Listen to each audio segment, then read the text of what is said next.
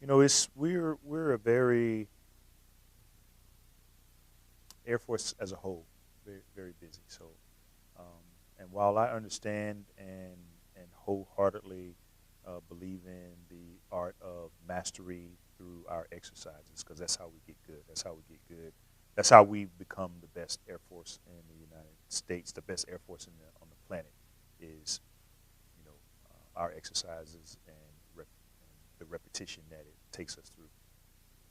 But also believe that in this thing called self-care, in order to, give the Air Force and give the missions that we have here, whether at Whiteman or any other installation, your best, you have to be in the best shape, and you have to take care of you. And so, what I would encourage each of them to do is, these exercises don't just pop up; they're typically planned out. And so, during the seasons when you know you're going to have a lot of exercises, you have to take extra special care of yourself, making sure that you're working out, you're putting the right things in your body, you're getting the right amount of sleep. You find time to balance your work life and your family life. And I certainly understand it's not easy, but with a little bit of planning, I think we can all do ourselves a favor and take care of ourselves, so we're in an optimal condition to work the long hours to get through the challenging times and all the things that are presented to us during exercises.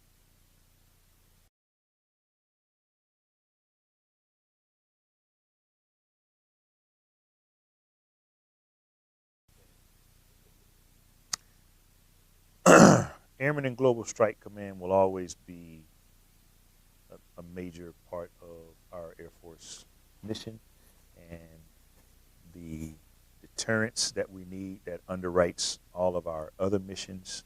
And honestly, I don't see that changing a lot in the future. In order for us to be able to do the other things that we do, air and space superiority, rapid global mobility, command and control, ISR, agile combat support, you name it.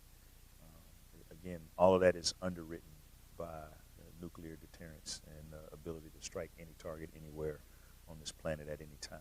And so I believe that will always be one of the core competencies, core components of our Air Force mission.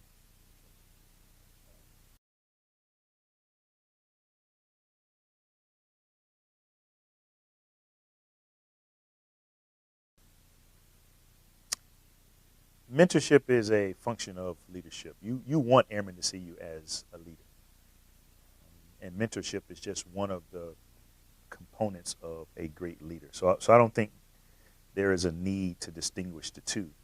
Um, if your airmen see you as a leader, then they're going to naturally see you as someone who cares about them, who is vested in their future, who wants to help them grow, and that's all part of the mentoring and development process. Where we might get into maybe a better question is, how do we make the distinction between airmen seeing us as a leader and a manager? And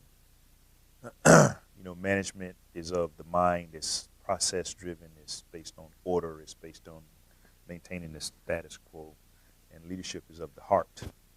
Leadership is about, man, how do I motivate, encourage, and inspire and influence people based on how I treat them and how I deal with them, how I connect with them and get to know and understand them. So that would be the challenge, I would say, for most of us in positions of leadership is,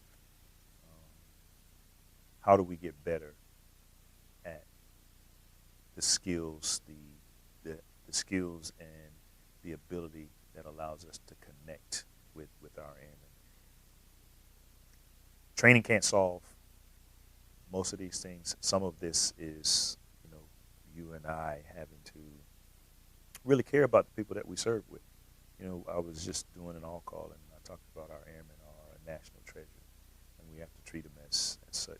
Lots of airmen, they join our Air Force because they want to be a part of something bigger than themselves. They want to be a part of something special. They go to basic training and they graduate, and they're extremely hopeful. And it's up to us to maintain that hope. And like I mentioned in there, some of that is just, man, we got to be good human beings and show people that we care about them, and treat them as we would our own family.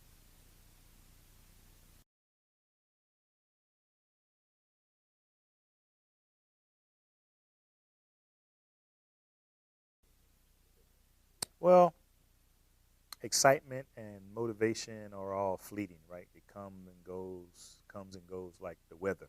And if conditions are optimal, it's kind of like going for a run. Conditions are optimal. It's nice, sunny, or a cool breeze.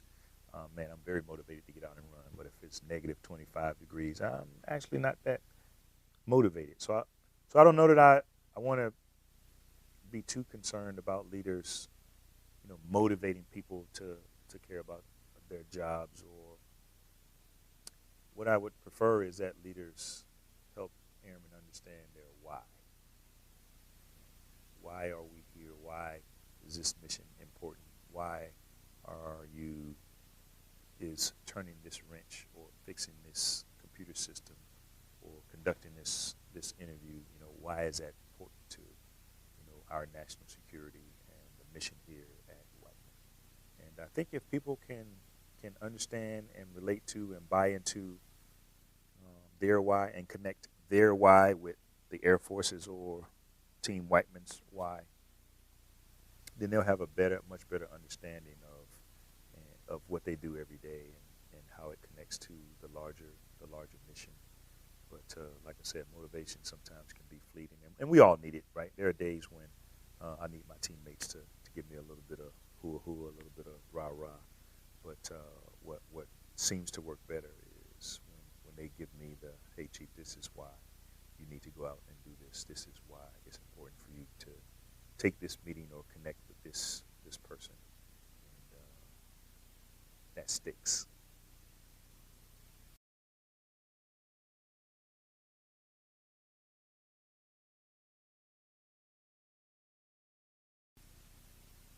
I don't know that I can predict any potential problems. I think, it's part of our nature as military and as an Air Force. That's why we exercise. That's why we do inspections. We kind of prepare for potential problems in the future. What I would hope that we would make sure that we do is right now we have this emphasis on innovation, and some people are taking advantage of it, and some people are not. And if we're not careful, we will find ourselves behind the power curve. We'll find ourselves behind, our peer adversaries. If everybody at all levels doesn't embrace this wave of innovation and allowing people to utilize their natural gifts and talents to come up with better ways of doing things in our United States Air Force. And at the highest level, we do our Spark tanks, and General Goldfein has allocated a ton of money, $70 million, around $70 million a year, solely for the purpose of innovation. I've been to lots of wings with innovation laboratories that allow airmen to come in and create things and do 3D printing and AR and some of that stuff. But I don't believe that we've, as an Air Force, has fully embraced this innovation thing. And so in the days of shrinking budgets and we don't have all of the manpower that we need, you have to be able to innovate. You have to be able to find ways of doing things more efficiently, faster, cheaper, smarter. And a lot of that comes down to airmen like yourself at the squadron level being able to use some of the natural gifts and talents that they have.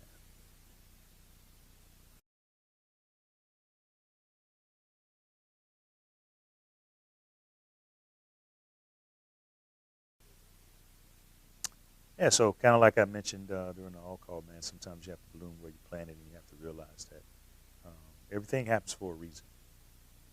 And sometimes you may not understand why you got a certain assignment. You may not understand why you are in a particular job.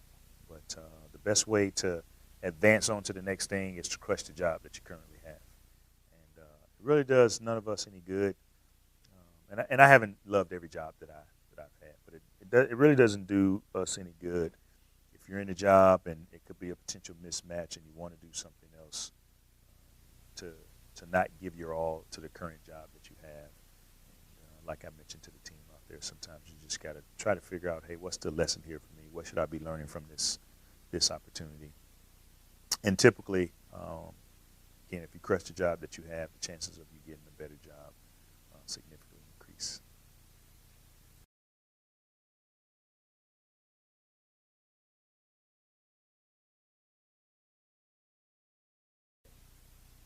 Well, I asked Jenna to give me some advice. So we helped her celebrate her below the zone promotion, and I asked her, hey, what advice would you have for an old guy like me? And her advice was, hey, don't forget where you came from. Don't forget about the little people. And I thought it was such great advice from such a sharp young professional defender that I told her I would keep. I asked her for her O rank, her A1C rank. She signed it for me, and I told her I would keep it on my pocket, keep it in my pocket at all times, as a reminder that I will never forget where I came from. So, yeah.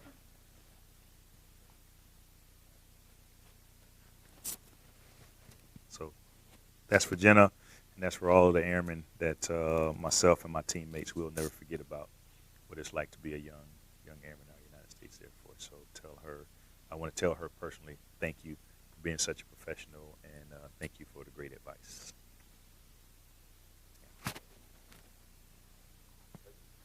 All right.